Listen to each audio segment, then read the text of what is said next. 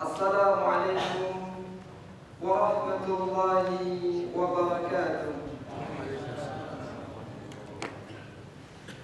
Innal hamdalillah nahmaduhu wa nasta'inuhu wa nastaghfiruh wa na'udzu billahi min shururi anfusina wa min sayyiati a'malina.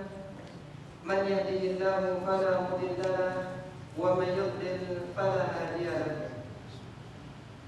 Wa asyhadu an la ilaha illallah wahdahu la syarika lahu wa asyhadu anna Muhammadan 'abduhu wa rasuluh.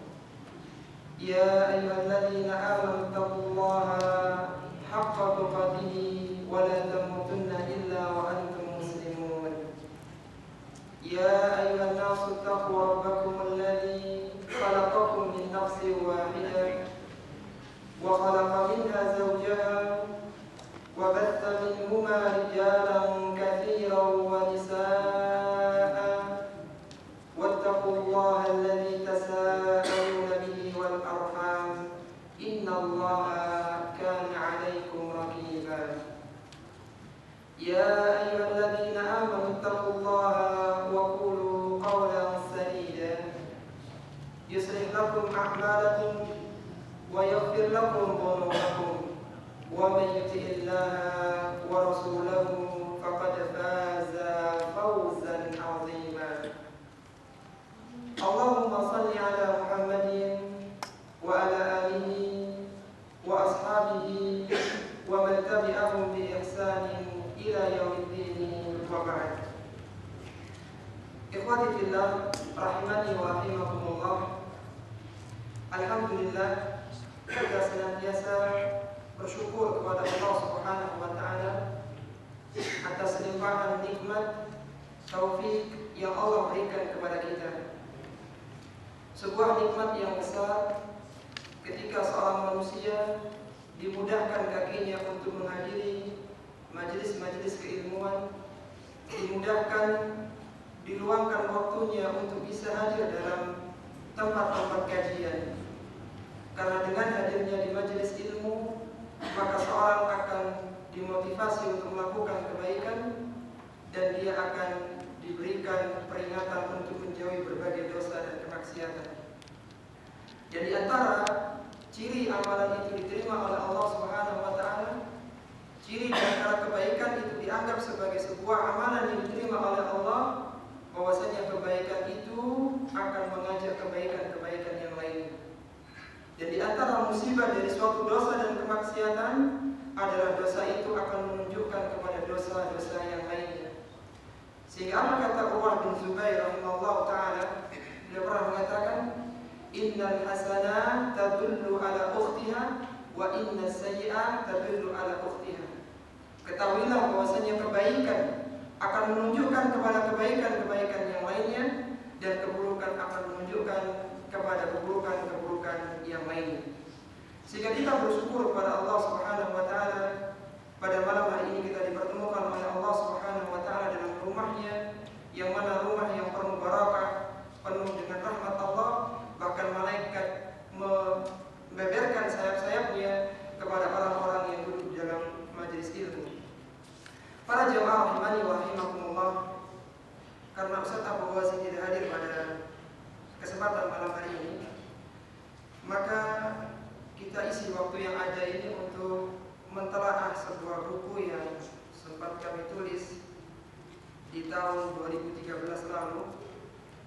Buku yang berjudul Al-Mau'izatul Hasanah, sebuah nasihat yang baik, dan ini adalah jilid yang kedua.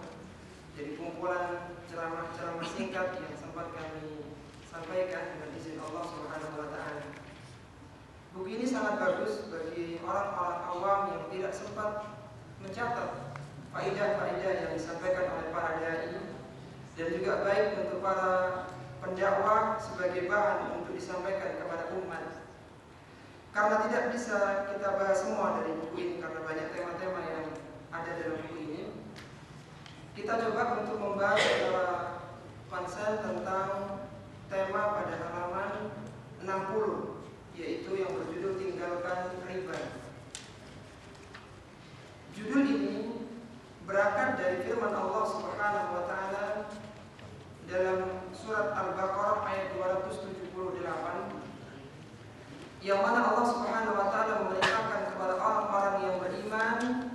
agar meninggalkan sisa riba mereka. Kata Allah Subhanahu wa taala pada halaman 61, "Ya ayyuhalladzina amanu taqullaha wa dharu ma baqiya minar riba in kuntum mu'minin." Kata Allah Subhanahu wa taala, "Wahai orang-orang yang beriman, bertakwalah kalian kepada Allah. Wa dharu ma baqiya minar riba." Dan tinggalkanlah sisa riba. Dari kalimat inilah kami buat judul tinggalkan riba itu. Jadi artinya judul ini adalah berangkat dari perintah Allah Subhanahu wa taala untuk mengingatkan kaum muslimin agar mereka menjauhi riba in kuntum mu'minin, apabila mereka adalah orang-orang yang beriman kepada Allah Subhanahu wa taala.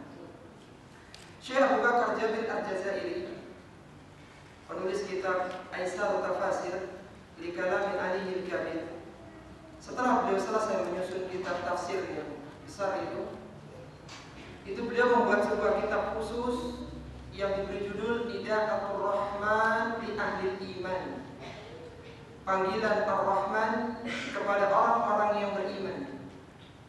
Di sana Syekh Jabir Al-Jazairi, Abu Bakar Jabir Al-Jazairi itu mengumpulkan 90 ayat yang semuanya diawali dengan kata-kata dengan kalimat ya ayyuhalladzina amanu.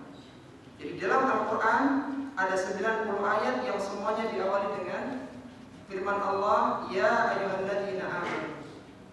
Dan ternyata setiap ayat yang diawali dengan ya ayyuhalladzina amanu itu pasti setelah kata itu, kalau tidak ada perintah yang seorang mukmin diperintahkan untuk melakukannya, maka pasti setelah ayat itu ada keburukan yang seorang mukmin diperintahkan untuk menjauhinya. Apa kata Abdullah bin Mas'ud tentang ayat-ayat yang diawali dengan ya ayyuhalladzina amanu? Kata Abdullah bin Mas'ud radhiyallahu taala anhu, yang mengatakan, "Idza sami'tallaha ta'ala yaqulu fil Qur'an." Apabila kalian mendengar Allah Subhanahu wa taala berfirman di dalam Al-Qur'an, yang firman itu diawali dengan kalimat ya ayyuhalladzina amanu. Seruan, wahai orang-orang yang beriman. Bagaimana sikap kita? Fa'ar'aha sam'aka, maka pasanglah pendengaranmu. Kenapa? Fa'innaha khairun yu'maru bihi aw syarrun yunha anhu. Karena setelah kalimat itu pasti ada kebaikan yang kalian diperintahkan, atau kalau tidak pasti akan ada keburukan yang kalian dilarang darinya. Dan dalam ayat ini Allah Subhanahu wa taala melarang orang-orang yang beriman untuk mendekati riba, atau lebih khusus Allah Subhanahu wa taala memerintahkan agar orang-orang yang beriman meninggalkan sisa riba mereka jika mereka beriman kepada Allah Subhanahu wa taala. Al-Imam Adz-Dzahabi rahimahullah taala dalam kitabnya Al-Kabir itu menyusun 70 dosa besar. Dan dosa besar yang ke-12 menurut Al-Imam Adz-Dzahabi rahimahullah taala adalah dosa riba. Di sana disebutkan banyak riwayat tentang keburukan riba itu. Sebelum beliau menutup tentang bagaimana pemberian yang terlarang bagi orang-orang yang memiliki piutang. Artinya dilarang seorang mukmin yang memiliki piutang, memiliki hutang, dia memberikan hutang kepada orang lain untuk menerima pemberian, karena itu termasuk riba. Kata Abdullah bin Mas'ud radhiyallahu ta'ala anhu. Di antara dampak buruk dari riba, yang pertama, riba termasuk salah satu dosa besar yang pelakunya, yang pemberinya, penulisnya, bahkan saksi-saksinya saja yang mempersaksikan, maka semua mendapatkan laknat dari Allah Subhanahu wa taala dan Rasulnya. Kata Jabir bin Abdullah radhiyallahu ta'ala anhu, bila mengatakan la'ana Rasulullah sallallahu alaihi wasallam akilat riba. Rasulullah sallallahu alaihi wasallam melaknat, dan di antara ciri dosa besar itu apabila ada ancaman laknat baik dari Allah maupun dari Rasulullah sallallahu alaihi wasallam. Seandainya hadis ini adalah satu-satunya hadis yang mengancam tentang dosa riba, sudah cukup meletakkan riba sebagai jajaran dosa-dosa besar. Dan ternyata masih banyak hadis-hadis yang lain yang menyebutkan tentang keburukan dan dampak buruk dari dosa riba tersebut. Kata Jabir bin Abdullah radhiyallahu ta'ala anhu,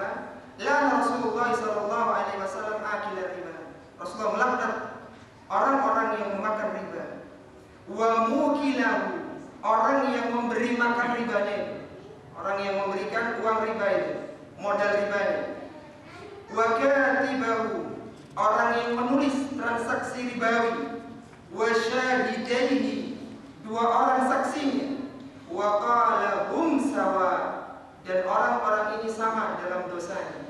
Jadi saksi yang tidak mendapatkan keuntungan riba ketika menjadi saksi ribawi, maka dia masuk dalam laknat Rasulullah SAW. Riba ini banyak ya, pintu-pintunya. Ada sekitar 70 pintu riba. Artinya riba dosanya bertingkat-tingkat. Dosa riba yang paling ringan, kata Nabi SAW, seperti seorang yang berzina dengan ibunya. Kalau ada seorang manusia, dia berzina dengan seluruh wanita selain ibunya, selain zina bertangganya, itu masih lebih ringan dibandingkan dengan dia berzina dengan ibunya sendiri. Kata Nabi SAW dalam hadis Abdullah bin Mas'ud, bila mengatakan ar-riba thalathatun wa sab'una baban, riba memiliki 70 pintu. Ada tingkatan-tingkatannya riba itu. Aisaruha, yang paling ringan dari 70 pintu itu, mithlu an yankihar rajulu ummahu, seperti seorang laki-laki yang berzina dengan ibunya sendiri. Wa inna arba riba irdur rajulil muslim, dan dosa riba yang paling berat seperti seorang mencemarkan kehormatan seorang muslim. Ini ancaman riba yang kedua. Bahkan riba termasuk 7 dosa besar yang membinasakan. Dosa besar itu dosanya berat, tapi ada dosa besar yang membinasakan. Artinya dosanya itu berlipat ganda, bahkan kadang Allah segerakan ketika di dunia. Dan di antara 7 dosa yang membinasakan pelakunya, di antaranya adalah dosa riba. Kata Nabi SAW dalam hadis Abu Hurairah radhiyallahu taala, dan dari sini muttafaqun alaih, disepakati oleh Bukhari dan Muslim dalam sahih keduanya. Kata Nabi, ijtanibus sab'al mubiqat, jauhilah oleh kalian 7 dosa yang membinasakan. Qila ya Rasulullah wa ma hunna, kata para sahabat yang mereka takut dengan kemaksiatan, maka segera mereka mengatakan wa ma hunna, apa saja itu wahai Rasulullah? Qala asyirku billah, yang pertama kesyirikan kepada Allah Subhanahu wa taala, karena kesyirikan akan menghapuskan seluruh amalan-amalan kebaikan. Yang kedua, wasihru, melakukan sihir. Yang ketiga, waqatlun nafsil lati haramallahu illa bil haq, membunuh jiwa yang diharamkan oleh Allah kecuali dengan haknya. Yang keempat, wa aklu malil yatim, memakan harta anak yatim. Yang kelima, wa aklu riba, dan memakan harta riba. Yang keenam, wa tawalli yaumaz zahfi, lari dari medan pertempuran. Wa qadful muhsanatil ghafilatil mu'minat, dan yang ketujuh adalah menuduh wanita baik-baik dengan tuduhan perzinaan. Makanya hati-hati kalau ada berita perselingkuhan. Berita ini tidak boleh. Seorang mukmin tidak boleh menuduh seorang wanita, terutama seorang wanita yang baik-baik, dengan tuduhan zina. Kalau ada orang yang menuduh seorang mukminah melakukan perzinaan dan dia tidak bisa mendatangkan 4 orang saksi yang semuanya melihat timba masuk ke dalam sumur, disebutkan oleh ulama yang lainnya, pedang masuk ke dalam sarungnya, 4-empatnya melihat. Apabila tidak sampai 4-empatnya, maka justru yang menuduh ini terkena had qadaf, dia terkena 80 cambukan. Jadi kalau yang lihat 2 orang saja, ini kena hukuman yang melapor. Apalagi cuma qila wa qala. Tidak boleh menuduh zina, menuduh perselingkuhan kepada orang-orang yang terjaga kehormatannya. Orang yang makan harta riba pada hari kiamat kelak akan dibangkitkan dari alam kuburnya ketika menuju mahsyar. Setelah terjadi tiupan sangkakala yang pertama, yang kedua, yang berjarak antara 40 itu, dan mengatakan 40 tahun, maka orang-orang pemakan riba akan dibangkitkan seperti orang-orang yang kesurupan. Kata Allah Subhanahu wa taala, alladzina ya'kuluna riba, orang-orang yang makan harta riba, la yaqumuna, mereka tidak berdiri Kata Jabir Al-Jazairi dalam Hidayatul Rahmannya itu, mereka tidak berdiri ketika bangun dari kuburnya itu, illa kama yaqumul ladzi yatahabbatu syaitanu minal mas. Kecuali mereka bangun dalam kondisi seperti orang kerasukan setan karena penyakit gila. Bahkan disebutkan dalam riwayat yang disahihkan oleh Syekh Al-Albani, tidaklah tersebar dosa perzinaan, tidaklah tersebar dosa riba itu kecuali penduduk itu akan banyak terkena penyakit gila. Dan dari sini disahihkan oleh Syekh Al-Albani dalam Shahihul Jami'. Jadi dampak dari ribawi ini menjadikan ekonomi menjadi berat dan berdampak ketika orang itu dibangkitkan oleh Allah menjadi orang-orang yang kesurupan. Maka orang-orang yang beriman diperintahkan oleh Allah di dalam surat Al-Baqarah ayat 78 tadi agar meninggalkan sisa dari riba-riba mereka yang terlanjur mereka masukkan di dalam proses-proses ribawi. Kata Allah Subhanahu wa taala, fa in lam taf'alu, apabila mereka tetap melakukannya, fa'danu biharbin minallahi wa rasulih, maka ketahuilah Allah Subhanahu wa taala dan Rasulnya memerangi mereka.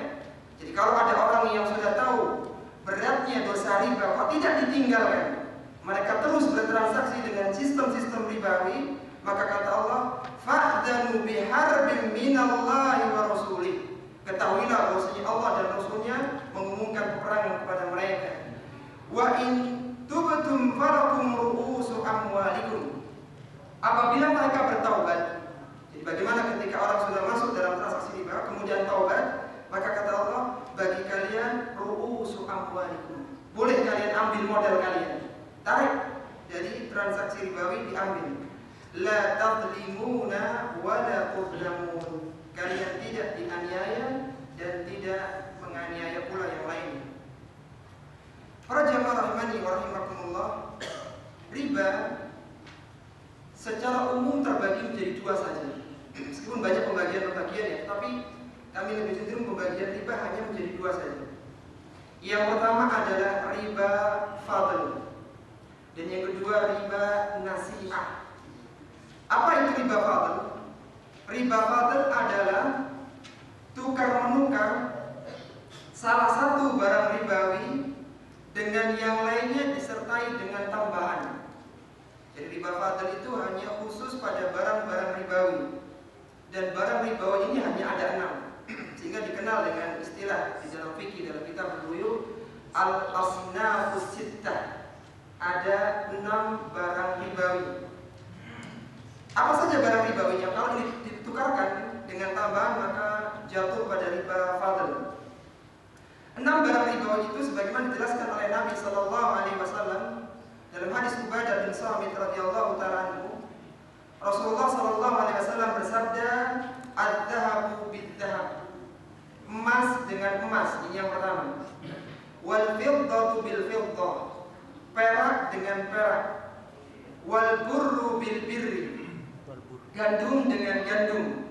Wasyairu bis syair, syair tepung dengan tepung. Wat tamru bit tamri, tamr kurma dengan kurma. Wal milhu bil milhi, garam dengan garam. Coba kita ulang, apa tadi 6 barang ribawi? Yang pertama emas, yang kedua perak, yang ketiga bur atau gandum ya, yang keempat tepung syair, yang kelima kurma, yang keenam garam.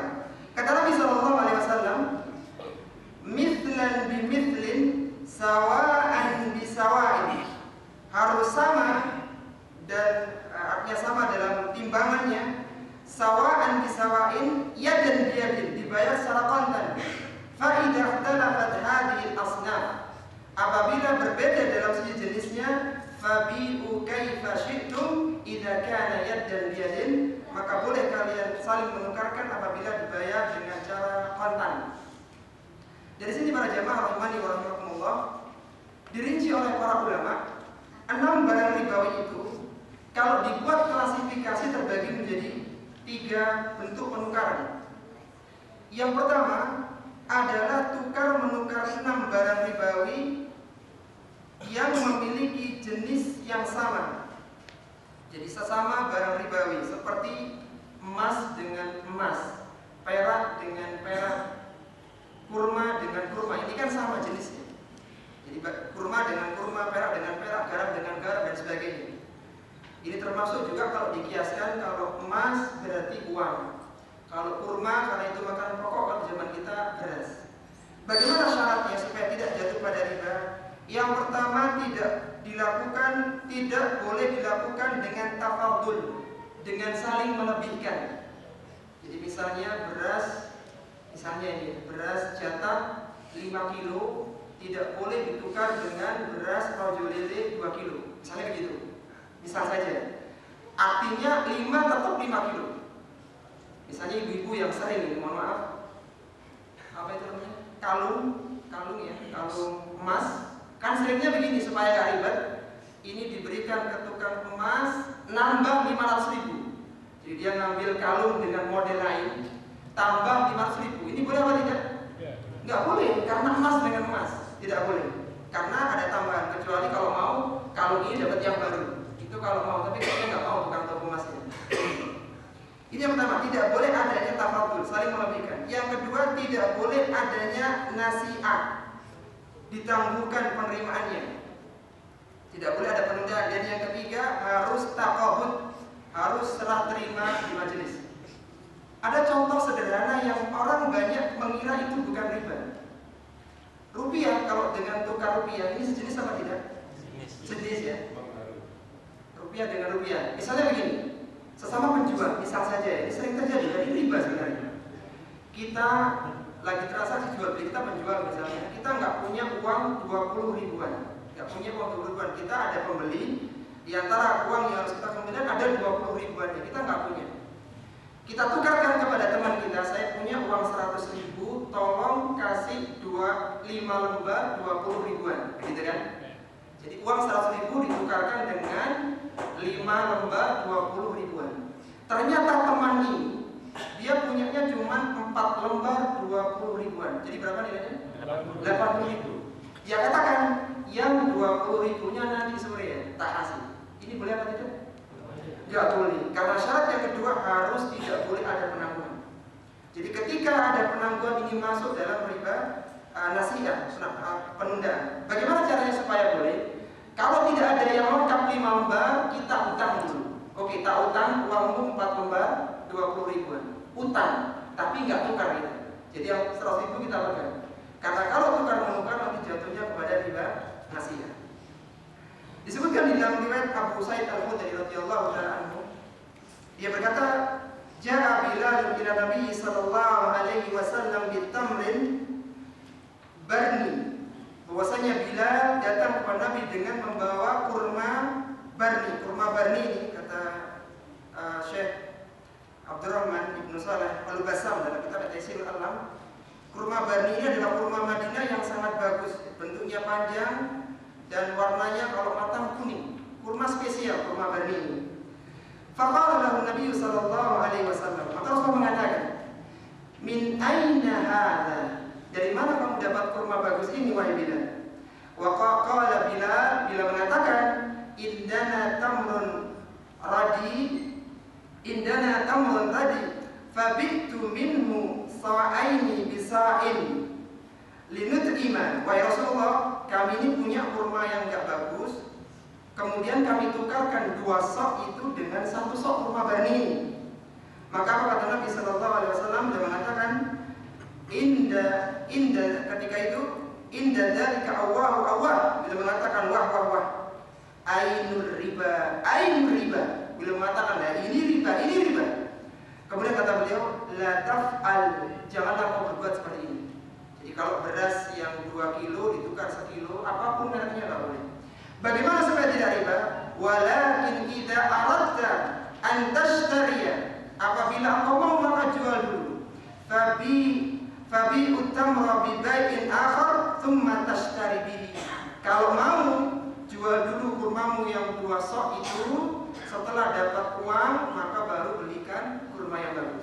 Sama dengan kasus ibu-ibu yang tukar kalung tadi. Jangan langsung ditukar. Kalung ini tukar yang baru nambah berapa? Jangan begitu. Jual dulu kalungnya. Ini dapat dijual misalnya aku sekian juta. Kita terima uangnya baru kita milih. Kalung yang baru tambah uang, ini baru boleh. Tapi kalau langsung ditukarkan kena riba fadhil. Ini yang pertama, kalau jenisnya sama ya. Yang kedua, tukar menukar barang ribawi yang sama jenisnya namun berbeda ilat. Misalnya emas dengan perak. Ini sejenis, sama-sama alat tukar menukar tapi beda ilat. Atau misalnya syair dengan tamar, sama-sama makanan tapi dia beda ilatnya. Bagaimana syaratnya? Yang pertama, boleh dilakukan tafadul, boleh ada kelebihan. Jadi misalnya tukar beras dengan kacang hijau misalnya. Berasnya 2 kilo, kacang hijau 10 kilo, boleh. Karena beda jenis. Yang nggak boleh beras sama beras harus sama. Yang kedua, syaratnya tidak boleh ada nasi'ah, nggak boleh ada penundaan. Yang ketiga, harus dengan taqabud, yaitu harus ditukarkan di tempat. Tidak boleh yang 3 kilo atau 2 kilonya nanti sore itu tidak diperbolehkan. Iya, baik. Kemudian yang terakhir, yang ketiga, tukar menukar barang ribawi yang berbeda jenis, misalnya emas dengan gandum, emas dengan garam, maka ini boleh dengan tafadul dan boleh adanya nasi'ah. Kalau dikiaskan emas dengan perak itu kiasnya jadi uang, artinya rupiah, dolar dan misalnya. Adapun tamar, kemudian gandum, syair itu makanan pokok. Dan milah, garam itu kiasnya itu adalah makanan penunjang bumbu penunjang makanan. Seperti penyedap makanan, ini nggak boleh adanya kelebihan ketika sesama. Ini jenis riba yang pertama. Baik, sebelum saya teruskan, kalau ada orang, tukar tambah motor, boleh apa tidak? Tukar tambah motor, boleh apa tidak? Boleh apa tidak? Tukar tambah mobil, boleh. Kalau nggak boleh, enak yang nukerin. Jadi kita tukar mobil baru harga sama. Oh, sembarang. Jadi ini hanya terkait pada asnafus sittah, 6 barang ribawi saja. Hanya emas, perak, gandum, kurma, tamar, syair, garam. Tukar menukar HP, second dengan baru, nambah ya boleh. Kan bukan barang ribawi. Tukar menukar mobil yang lama dengan baru, nambah boleh. Kan bukan barang ribawi. Ini hanya al-asnafus sittah, 6 barang ribawi saja. Kalau 6 barang ini maka tidak diperbolehkan kecuali dengan aturan-aturan tadi. Baik. Sekarang yang kedua adalah riba nasi'ah. Riba nasi'ah adalah tambahan karena adanya penundaan waktu. Misalnya seorang meminjamkan uang kepada orang lain 1 juta dengan kontan, dan orang lain tersebut mengembalikan 1.100.000 di waktu yang akan datang. Jadi karena terlambat bayarnya, maka dia harus membayar kompensasi karena keterlambatan itu. Namanya nasi'ah, penundaan. Allah Subhanahu wa taala melarang riba macam ini. Kata Allah dalam surat Al-Imran ayat 130, "Ya ayyuhalladzina amanu la ta'kulur riba ad'afan mudha'afatan." Wahai orang-orang yang beriman, janganlah kalian memakan riba yang berlipat ganda. Wattaqullaha la'allakum tuflihun, dan bertakwalah kepada Allah agar kalian mendapatkan keberuntungan. Ini jenis riba nasi'ah, dan ini yang ada di beberapa bank-bank konvensional. Jadi pinjam kemudian ada kelebihan. Jadi kalau meminjam uang, berapapun jumlahnya, berapapun lamanya, tidak boleh ada tambahan.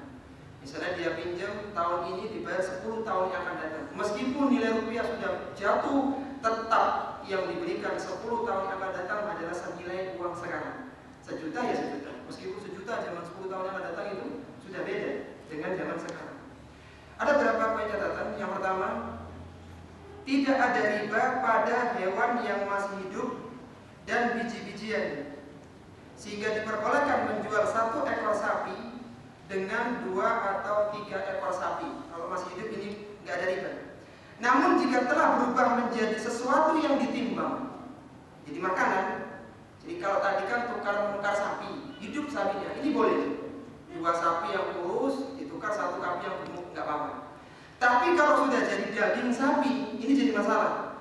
Namun jika telah berubah menjadi sesuatu yang ditimbang dan ditakar, maka riba berlaku padanya. Sehingga tidak diperbolehkan menjual 1 kilogram daging sapi yang bagus dengan 2 kilogram daging sapi biasa. Nggak boleh. Nggak boleh tukar. Kalau beli daging nggak apa-apa, tukar. Saya punya 1 kilo daging sapi yang bagus. Siapa yang mau tukar 2 kilo yang jelek atau yang biasa? Ini tidak boleh. Karena dia sudah menjadi makanan yang bisa ditimbang.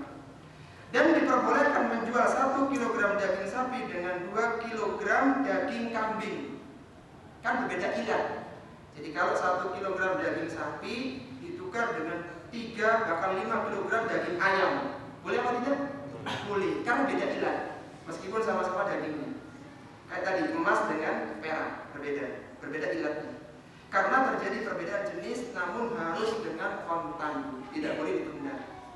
Ini adalah pendapat Syekh Muhammad bin Ibrahim At-Tuwaijiri dalam Mukhtasar Fiqhil Islam ini. Yang berikutnya, kurs mata uang hukumnya seperti emas dan perak karena kesamaan sebagai alat pembayaran, sehingga jika dilakukan tukar menukar yang sejenis, rupiah dengan rupiah, dolar dengan dolar, maka harus dilakukan dengan kontan. Jika dilakukan tukar menukar yang berbeda jenis, rupiah dengan dolar, boleh ada selisih harga tapi harus kontan. Misalnya ketika lebaran, 100.000 yang lusuh ditukarkan 2.000-an yang masih baru grace. Ini ada selisih. 100.000 dapatnya cuma 90.000. Ini riba apa namanya? Nasi apa fadl? Fadl kan dikurangi jatahnya, soal nambah kan ini.